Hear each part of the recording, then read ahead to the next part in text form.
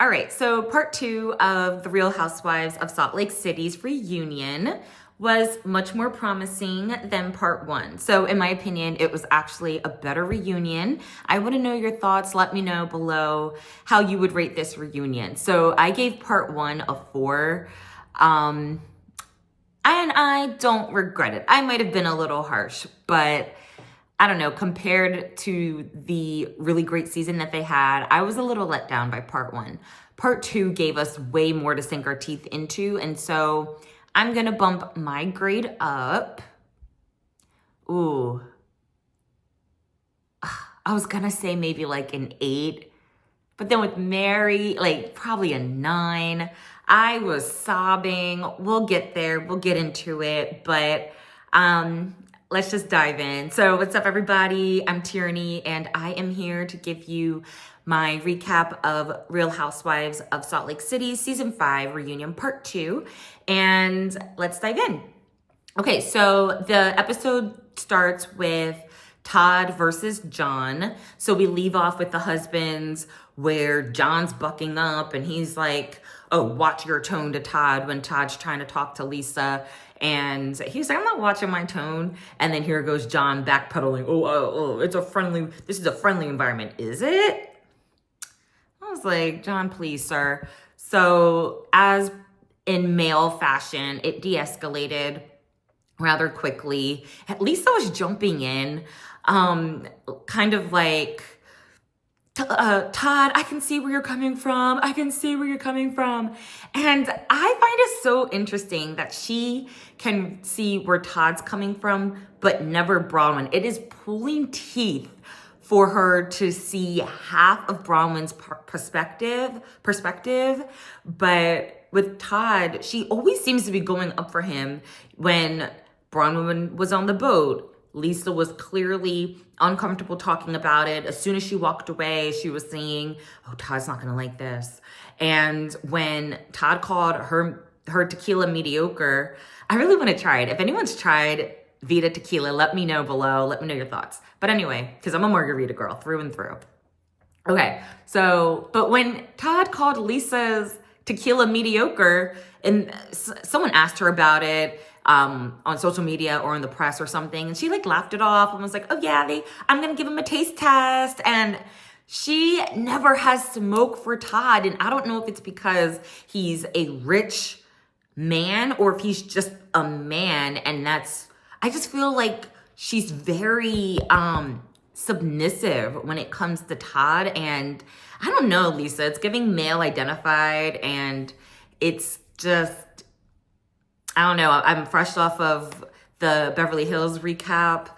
It's not giving girls girl. Let's just leave it there. But it's something I've noticed. Like, she never has smoke for him. She always laughs it off, or she's immediately trying to de-escalate and like, I see where you're coming from. I don't know. So I don't know. I think she's just trying to stay up in their jazz suite. I think that's what it is. So maybe mystery solved. So anyway, so then we get to the rumors about Angie's husband, Sean, about him being gay. So this is now the second year in a row that we're talking about this. And someone had wrote in a question basically asking Angie, like, why do you have all this smoke for Meredith? Why don't you ever hold Whitney accountable? Because Whitney was one of the 2 people who brought the rumor onto the show. And I thought that was a fantastic question, because Whitney always escapes accountability. I loved the first episode of this season when everyone started piling on and was like, well, you did this, you said this, you did this. Because, not that I like a gang up, but I was like, finally, because she does some messed up stuff, and like, she might get a little slap on the wrist, but that's it. It's like, she always weasels out of it somehow, and always just gets away squeaky clean. And I don't know how she does it. That needs to be studied. But I thought it was a great question. And Angie still didn't even all the way answer it, nor did she hold Whitney accountable. Like, I forget the response, but it was very kind of evasive. And she just turned the focus back onto Monica and Meredith. And throughout this segment, there was so much Monica talk. I was like, y'all might as well bring her out, so she can weigh in. It was Monica this, Monica that. Well, Monica told me, and Monica said that on camera, and Monica said this in a confessional, and I liked Monica, so it's not like I'm annoyed that they're talking about her, but it is annoying that she's not a cast member this season and still such a big part of the dynamic. So, I mean, shout out to Monica, because she is causing waves and hasn't even been it hasn't even been in the mix for, over a year. So then we get to Podcast Gate, and they basically were talking about what Sean said in a podcast about Meredith leveraging Brooks's sexuality to kind of backpedal her claims about Sean. And I think she 100% did, because my question to you, Meredith, is if you didn't mean that Sean was gay, I know that Meredith never said on camera, this is the rumor about Sean, I think this about Sean, or I heard that about Sean. Meredith's a former lawyer, so she's very good about not saying these things. And if you ever see her get in an argument with someone, she's always correcting them. No, I didn't say this. I said that. She's very clear, and I don't want to say calculated, but she's very careful about what she says and how she says it, because she refuses for someone to kind of play the tapes back and prove her wrong. So anyway, so I know she never said these things on camera. However, if you weren't alluding that he was gay, then what were the rumors and nastiness? Like, that would be my question. If I was Angie, I would say, okay, so you didn't say that. So what did you mean? Please tell me the rumors that you heard. What were the rumors and nastiness? What do you mean? Because maybe she did mean something else, but she has yet to say it. So with the rumors and nastiness is that he sleeps with men, then sorry, girl, you alluded to it. You never said it straight up, but you alluded to it and you insinuated. So that would be my response to Meredith. And I'm surprised no one ever held her to it. Anyway, so basically they go back and forth about the podcast, and Meredith is digging her heels in, and she's kind of parsing Sean's words. Like, you said I leveraged my son. Do you know the definition of leverage? Todd raises his hand like I do. And so she's kind of parsing it through, and she's like, I would never do that. I would never use his sexuality, or I would never talk about or use his community to my maximum advantage. And Meredith's all dramatic, and she's just driving this point home. And at one point, Andy was like, okay, so they played the tape and they played the podcast and they played the question, and we all heard like Sean's response, and Andy was sitting in the chair like, this is what we're talking about? And Meredith is still just trying to prove her point and drill it home. And she swears she is back in the courtroom on SVU, and she is just like, and we're like, okay, Meredith. And you could tell Andy was over it. And she's like, no, I have to get this through. And she's like, no, you better play the whole clip, and you better play what Monica said, because if you don't, then I'm going to leave and I'm going to walk off. And she's threatening to leave. And I like Meredith generally for the show. She has her quirks and her annoying things that she does. And I understand she's usually asleep for the first half of the season, and then she wakes up midway. And I'm fully aware of Meredith, but I don't mind her. I think she makes some good points. And, as part of the ensemble cast, I do like, right? But when she was threatening to leave, I was like, honey, you are not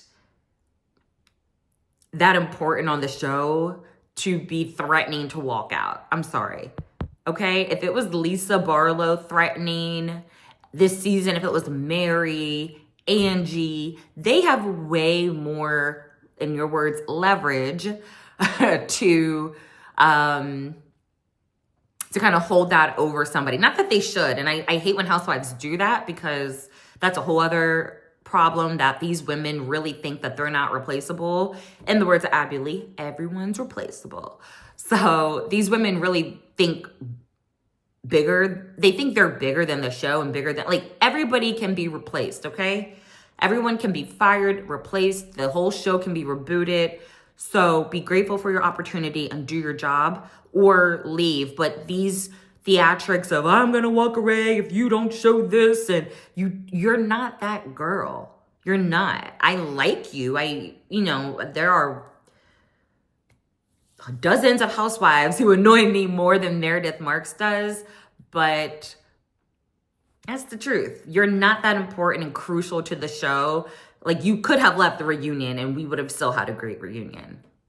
So anyway, so Andy was calming her down and he's like, no, they did. And production said this and it's cleared up and I'm agreeing with you. And he's just trying to talk her off the ledge.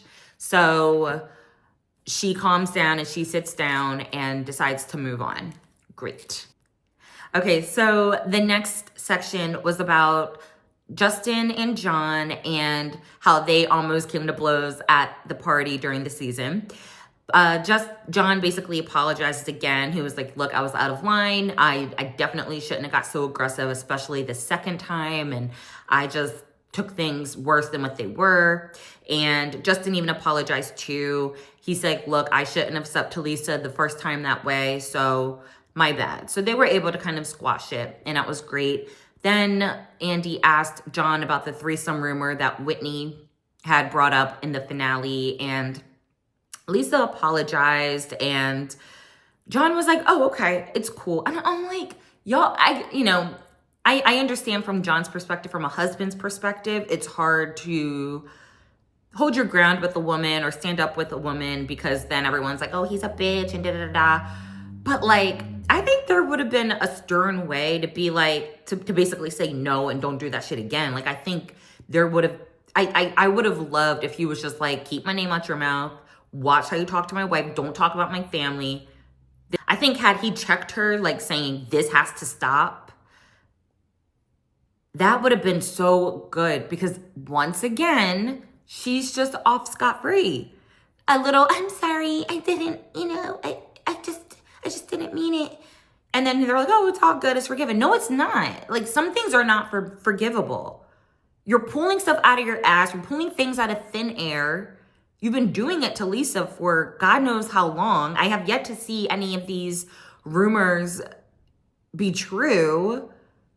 Stop. That's what I would say. But if they are okay with it, then who am I? So they talked about Lisa's comment about Sean and, oh, I heard he did this. I'm not sure if you can say it on YouTube, but some activity. And Lisa was like, oh, Lisa was like, no, I'm not saying that you do that. It was an analogy.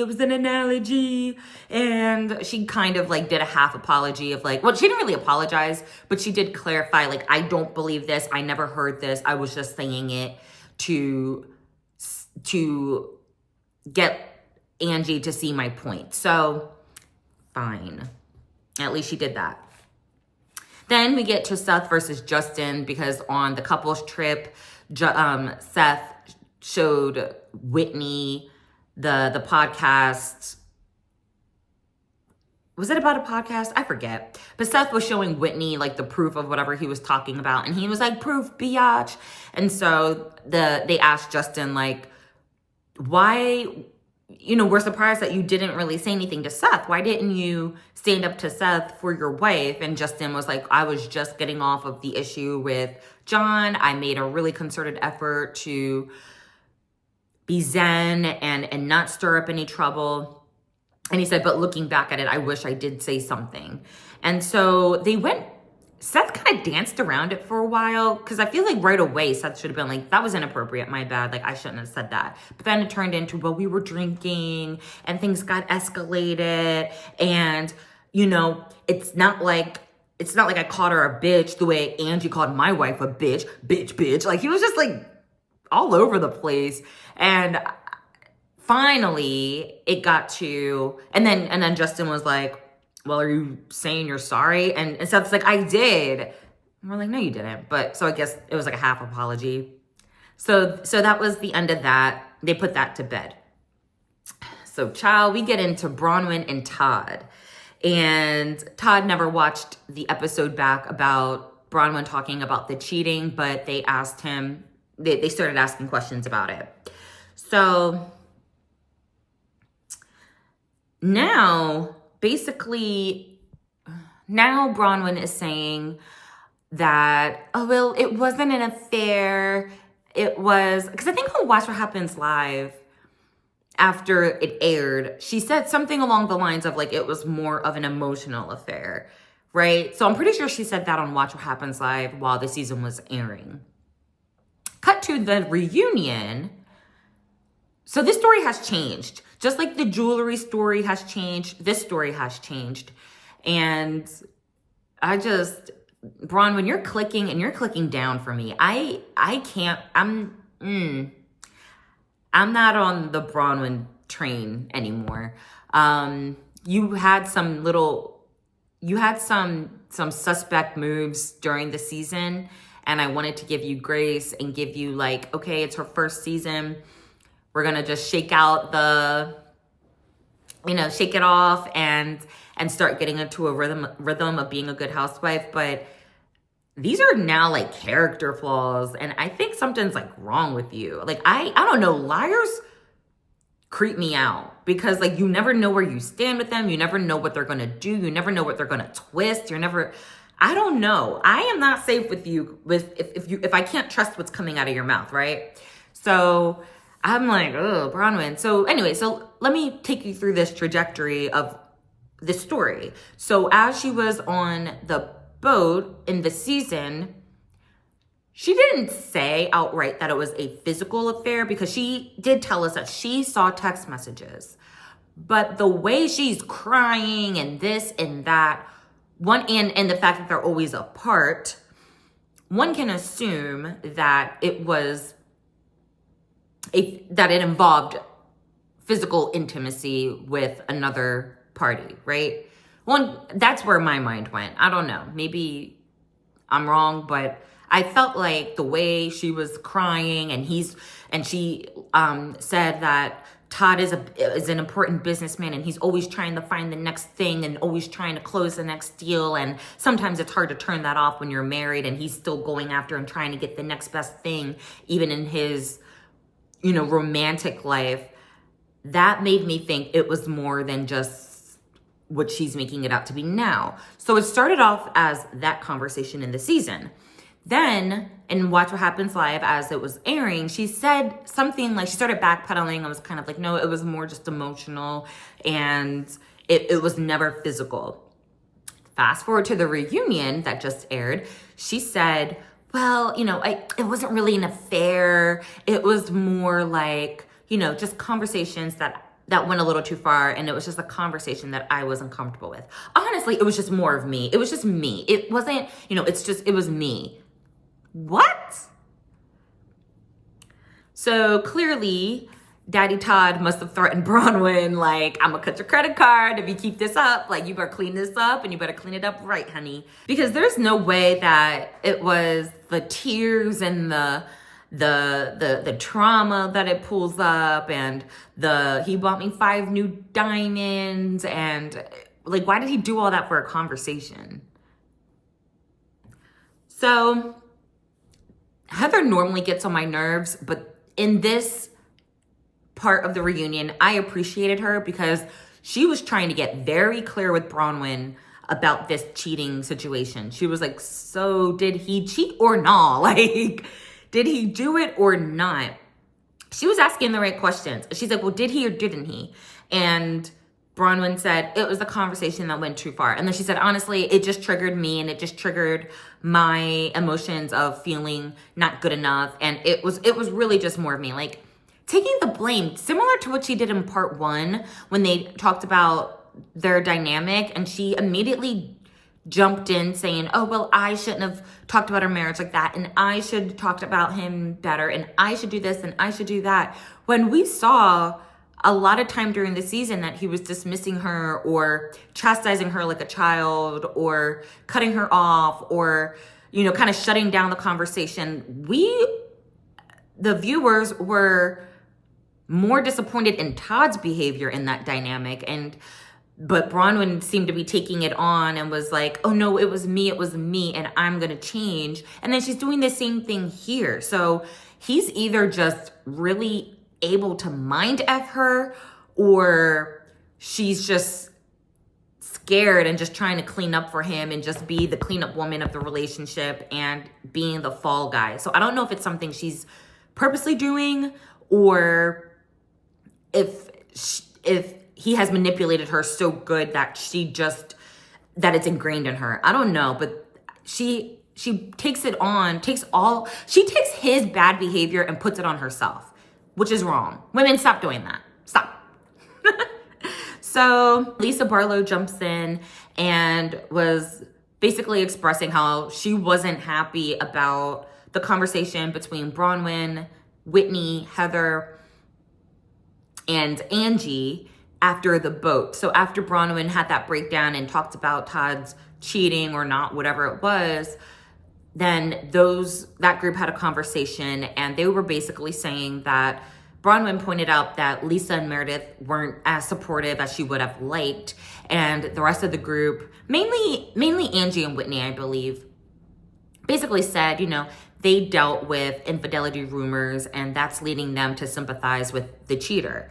So that was basically what they said in a nutshell, and Heather kind of co-signed it, and so Lisa brought that up, and she was just like, why were you mad at me for not saying F Todd, but you're up here saying that he didn't really do anything, and saying that I'm a cheater, like now blaming me and saying that I'm having infidelity in my marriage.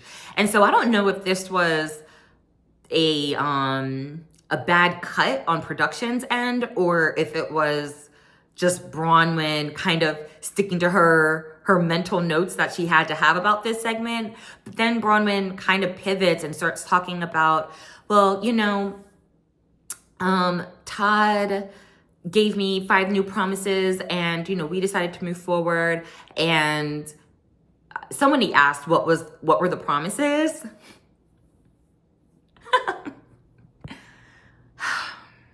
Ladies, we got to do better, because these 5 new promises, that one would have after their marriage is shaken up, they were support, love, fidelity, taking care of Gwen, and transparency.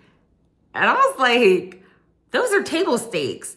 What promises did he give you before you guys got married? What did you talk about before you got married? You didn't talk about that he would be a stepfather and there for your child?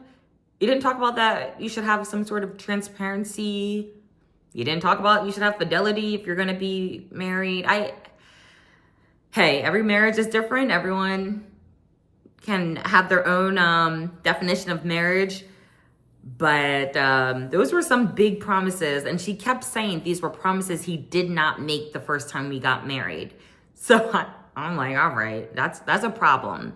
So we all need to do better and expect better from our partners, and get very clear before you walk down the aisle of what you agree your marriage should be, because that's a hot mess. And Bronywn, you probably shouldn't tell anybody else that anymore, because you sounded crazy there.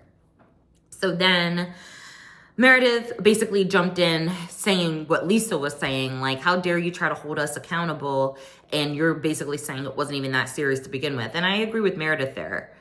Bronywn, you're messing up, and I see why. I wonder if more happened, because we're hearing that Bronywn wasn't invited to dinner after the reunion. They all went out to dinner and she wasn't invited. And so I'm wondering if we're going to see more in part 3, but the girls are probably just sick of the lies. Not that she's the only liar in the group, but I don't know. You can't sit up here and cry, woe is me, you didn't support me, and then turn around and say, oh, it wasn't that big of a deal anyway. So I agree with them for that. So then as Bronywn's trying to tap dance her explanation to Meredith, Heather's like, that's not what happened. And Bronywn said, yeah, but it was for me. That doesn't work. That doesn't hold up in court. Oh, that's what it was for me. And I can't stand the expression, that's my truth. No, it's not your truth or his truth. It is the truth. What the happened? And what happened is we saw on camera, you had a breakdown. You said this man cheated on you. And then now you're trying to clean it up. Like, I would rather you just say, you know what? I said too much. I deeply regret it. I talked to Todd about it. He doesn't want me to talk about this. We don't want to relive this in our relationship.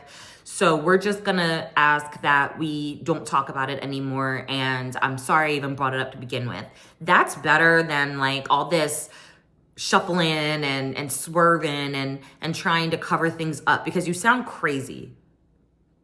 So then moving on, they get on to Seth and Meredith. They ask Seth about, hey, we heard you had a side chick in Ohio. You guys are apart a lot. Is there any truth to that? He says no. He like raises his hand and he's like, oh, this is my side chick. Ew, gross. Bleh. We're moving on.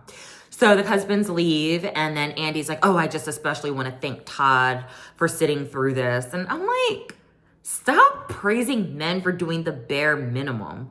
The bare minimum is coming to sit there and answer questions on your behavior on camera or things that your wife has said about your behavior in the marriage. That is what you do when you sign up to be on a reality show. I'm so sick of men getting a pat on the back, especially if they're, rich and powerful. I think there's a little bit of that going on in this group. But I am so sick of men getting praised for the bare minimum. All the husbands were there, except for Robert Sr., but all the husbands were there to support their wives. Cool. That's what husbands, that's last I checked and what a marriage was, you show up and you support your spouse. So I don't understand, oh, thanks Todd. I want to especially thank him for cheating on his wife and not talking about it. Okay? So anyway, so we get to Mary's segment, and I want to talk about it, but I'm going to not talk about it too much because I don't want to cry. When I tell you I was sobbing during this segment,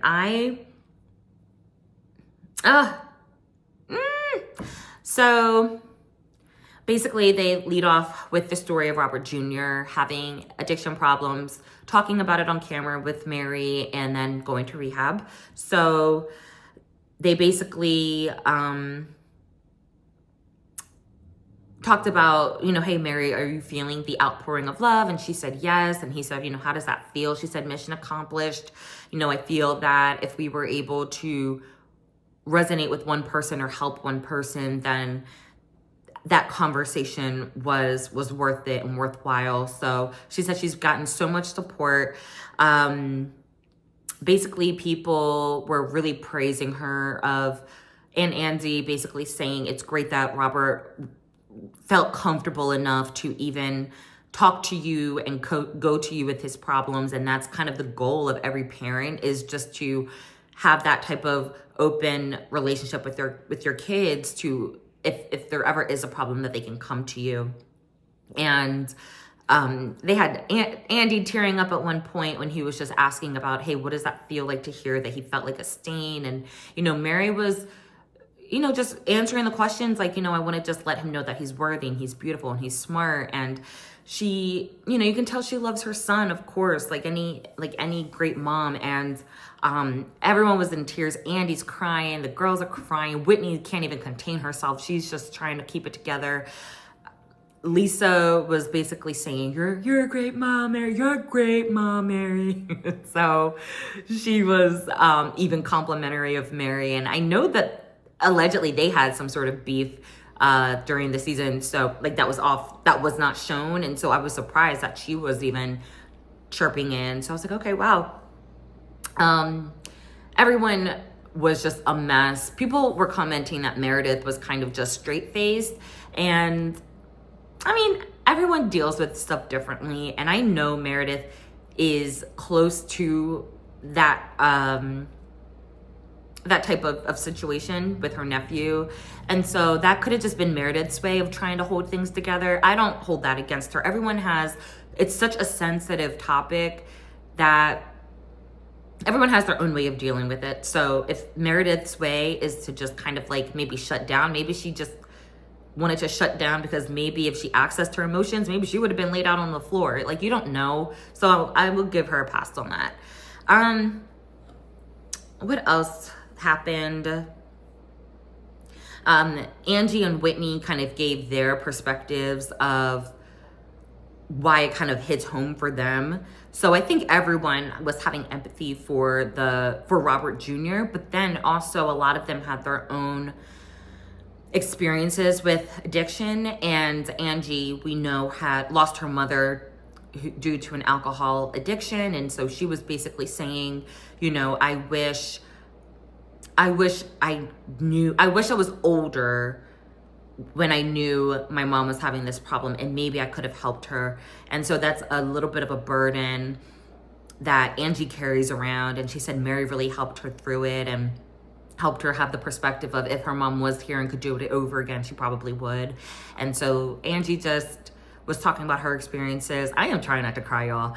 And then Whitney was talking about her experiences with her dad, because she hasn't talked to her dad since season 1. He relapsed. And she said, you know, seen that conversation with you on camera helped me have a conversation with my kids and help explain why they don't have a relationship with their grandfather. And Heather said that conversation opened up doors of conversations with her kids. It was just so touching. And it's crazy that, like, how many people are just impacted by that. My heart goes out to anyone dealing with it personally or dealing with a loved one who's dealing with it, because I can't imagine. And so just God bless anyone who has to just deal with that. And I just pray for strength and recovery, because I am trying not to cry, because that seems like it's a terrible burden to have. So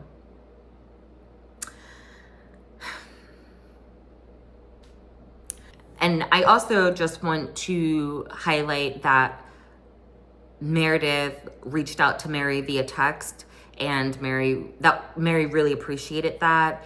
And Meredith was basically saying, you know, I'm here with my nephew. He has dealt with some similar issues, and if he's willing to talk to you or Robert Jr. or do whatever he can, he's here if you want to use him as a resource. And so it was really kind of her to do that. Oh my God, I'm getting upset. It was really sweet of her to do that. And so that was towards the end. They tried to have some levity at the end where they were asking about Mary and Angie's relationship, and if that made Meredith jealous, and, you know, what happened between the two. And Mary was really complimentary of Meredith. I thought she was going to shade her, knowing Mary, right? I thought she was going to shade her, but she was like, no, Meredith is a beautiful person, a beautiful friend, and sometimes we're just kind of passing by each other, and I just have a really different, stronger relationship with Angie. But she was really complimentary of Meredith. And so that's when she brought up the text and everything. And they eventually hug at the end because they realized their bump in the road during the season really wasn't that deep. They talked about some of the things that Meredith said about they talked about some of the things that Meredith said about Mary using her for 3 years. And she did clarify, I just said that in the heat of the moment. I don't feel that way. I felt like that at the time, but I don't think that's true. So basically, they eventually hug, and, you know, Mary goes to hug her. And she was like, oh man, your boobs are smaller. And Andy points out, do you remember the beginning of the season? She had that boob reduction. And so someone made the joke like, oh, don't worry, they'll grow back soon, because Meredith said her boobs keep growing. And I'm like, I wish I had that problem. So that was a nice light moment to wrap things up. And that was it. That was really heavy, but it definitely touched on, you know, the really touching part, an important part of the season. So once again, I am just so grateful for Mary and her son. Let me know down below how you felt about that. I've heard conflicting things about what, that it was so great having that transparent conversation, but then some people are like, well, he's clearly impaired, so is that exploiting him? I don't know. I can see both sides, but I think it did more good than harm. And so I know that Mary would never put her son in danger, and I know she did it for a good reason. And so I believe her when she said she just wanted to help someone and hear what her son had to say. So I'm gonna roll with that, and I'm gonna leave it there. But that was a much, much, much better episode of Salt Lake City. It was so heavy, but we dealt with some heavy topics, and they had to be addressed. So I am looking forward to the next episode, and I'm sure it's gonna be some foolery because Britney's coming out. So I know we're gonna get some laughs in that part 3. So let me know your thoughts below. Thanks for rocking with me. I appreciate it, and I will see you again in the next video. Bye.